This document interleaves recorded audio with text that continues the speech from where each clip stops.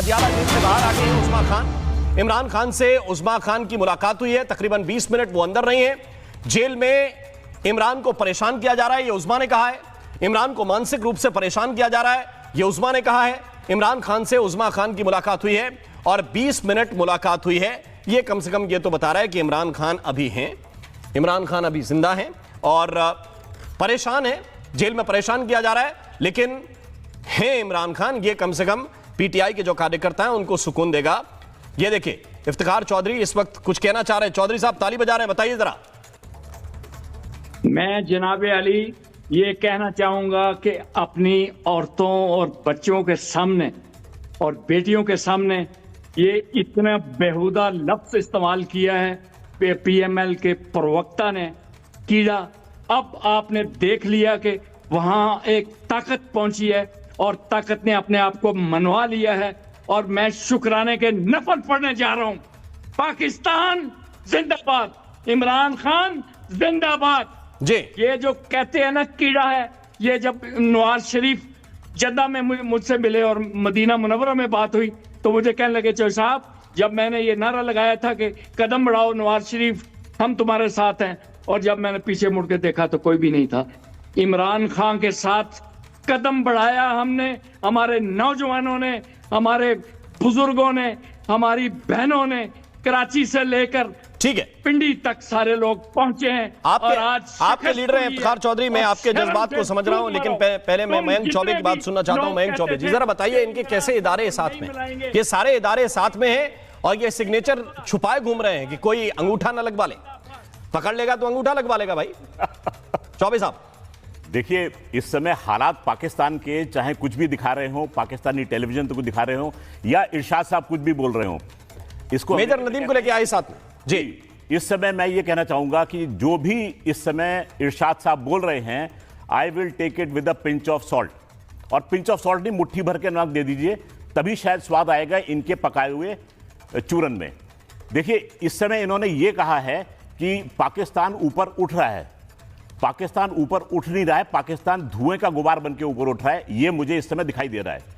सांच को आंच नहीं, एक हिंदी में कहावत है ये, अगर सांच को आंच नहीं तो फिर इमरान खान को छुपाया क्यों जा रहा है? अगर इमरान खान की आज पेशी थी कोर्ट में तो उनको वहां से दूर क्यों रखा गया? उनकी बहन उस्मा खान को क्यों जेल में ले जाया गया? क्या इमरान खान वाकई में हैं या फिर वो इतने बीमार हैं या इतने घायल हैं कि वो कोर्ट तक जा नहीं सकते? क्या कारण है कि उनको बहन को अडियाला जेल के अंदर जाना पड़ा? और अडियाला जेल के अंदर भी वो ऐसे नहीं गई हैं, क्योंकि जोर पड़ा है खैबर पख्तूनख्वा में और पूरी की पूरी इस्लामाबाद रावलपिंडी में जेनजी सड़कों पर उतर आए हैं, लोगों ने नारेबाजी की है, कोर्ट का घेराव किया है, तब जाकर उनकी बहन को डर के मारे आसिम मुनीर और शहबाज शरीफ साहब ने अंदर जाने की इजाजत दी, वरना अडियाला जेल के दरवाजे जो थे टूटने को तैयार थे। मेरी बात से इफ्तिखार साहब बिल्कुल सहमत होंगे जो मैं कह रहा हूं, क्योंकि यहां बैठ के साफ साफ दिखाई दे रहा था। अच्छा हाँ राम, एक और बात मैं कहना चाहूंगा कि भारतीय मीडिया की मैं बहुत तारीफ करना चाहूंगा साहब, कि आपके कहने के हिसाब से पाकिस्तान में अगर आग लग सकती है तो भाई आपकी ताकत तो बहुत सराहनीय है। भारतीय सेना जो है इस समय बड़े आराम से सो सकती है, क्योंकि भारतीय मीडिया जो है वो पाकिस्तान में आग लगा सकती है। मैं मेजर नदीम को इन कराना चाहता हूं। कर्नल साहब आपके सामने मेजर साहब को मैं लेके आना चाहता हूं।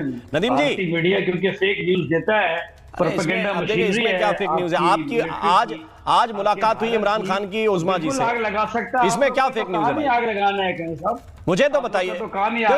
फिर मैं बोलूंगा तो आपको बुरा लगेगा। मैं कहूंगा कि आप फेक मेडल लेके घूम रहे हैं, आपको अच्छा लगेगा। फर्जी मेडल ले लेते हैं आप लोग, आप बोलिए। ये फर्जी फील्ड मार्शल का तमगा लेके घूम रहे हैं।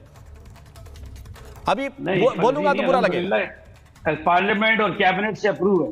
वही तो मैं पूछ रहा हूं, तो क्यों अप्रूव है? अब थोड़ा सा अब मैं ट्विस्ट करूं तो फिर समझ में आएगा आपको। मैं आपका प्रोपेगेंडा मान लेता हूं, मैं पाकिस्तानी मीडिया का और मेजर नदीम ने जो कहा मैं उस प्रोपेगेंडा को एक्सेप्ट करता हूं। ठीक है, मान लिया मैंने कि आप लोगों ने क्या किया, हमारे जो फाइटर प्लेन गए आपने वो गिराए, यही तो आपका प्रोपेगेंडा है। आपने गिराए, किसने गिराए? नहीं एक मिनट बताइए, किसने गिराए?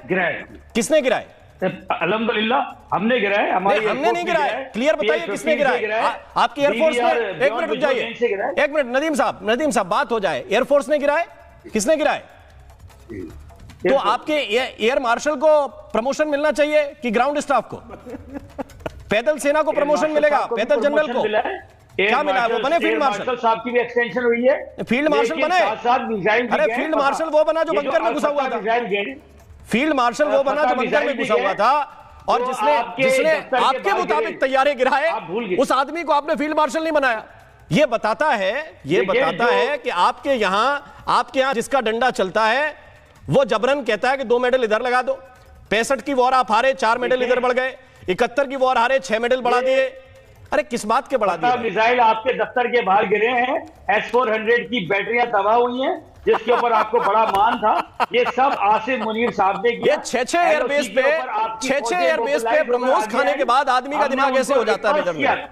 6 7 एयरबेस पे ब्रह्मोस खाने के बाद आदमी का दिमाग थोड़ा सा ऐसा हो जाता है। और इसका प्रॉब्लम आपका यह है कि आप टॉपिक पे बात नहीं करना चाहते। मैं ये कह रहा हूं कि आप पूरे मुल्क की कमान एक CDF को सौंप देना चाहते हैं। सुप्रीम कोर्ट के जजेस रिजाइन कर रहे हैं, शहबाज शरीफ सिग्नेचर करने से डर रहे हैं, तो आप क्यों नहीं कह देते कि भाई तख्ता पलट हमने कर दिया है, आज से हमारे मुनीर जो है ना वो हमारे राष्ट्रपति हो गए? क्या प्रॉब्लम है? बोल दीजिए, कई बार हुआ है। CDF पे रिजाइन नहीं किया उन्होंने, CDF पे रिजाइन नहीं किया।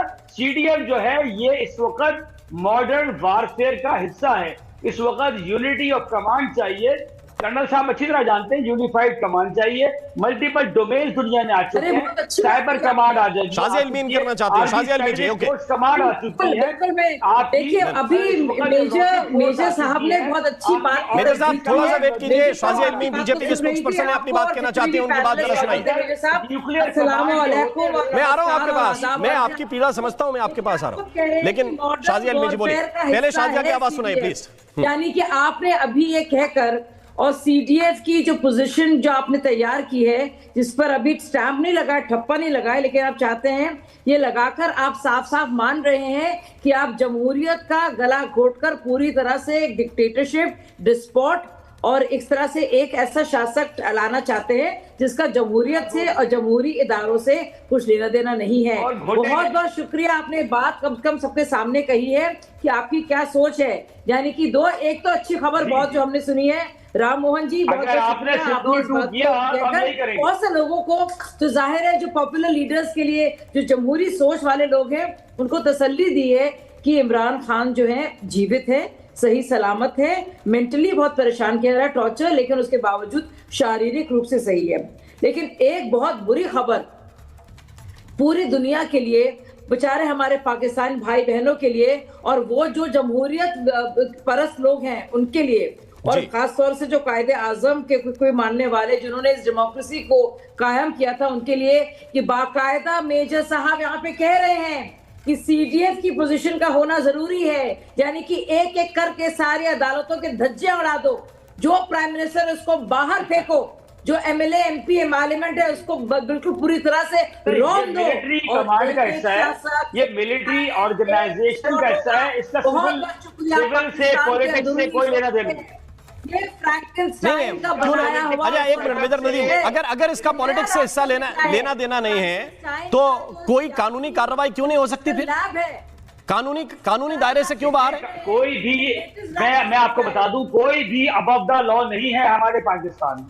ये आप उसको गलत इंटरप्रेट कर रहे हैं। ये एक इम्यूनिटी है, चीफ ऑफ डिफेंस किस बात की इम्यूनिटी है? आप भी जानते हैं, ठीक है। पूरी दुनिया में मुख्तलिफ जगहों के ऊपर CDF की कमांड है। इस वक्त आप थोड़े अरसे के बाद आप बिल्कुल नहीं है, आपके जमहूरी कमांड करना जरूरी हो जाएगी। आप देखिए कि अभी थोड़ा सा पहले आप लोगों ने एक एक्सरसाइज की, आपने ट्रायल सर्विसेज कॉन्स्टिट्यूशन को तार करके पोजीशन क्रिएट की है, साफ दिखाता है कि पाकिस्तान की जमहूरियत का पूरी तरह से खात्मा है।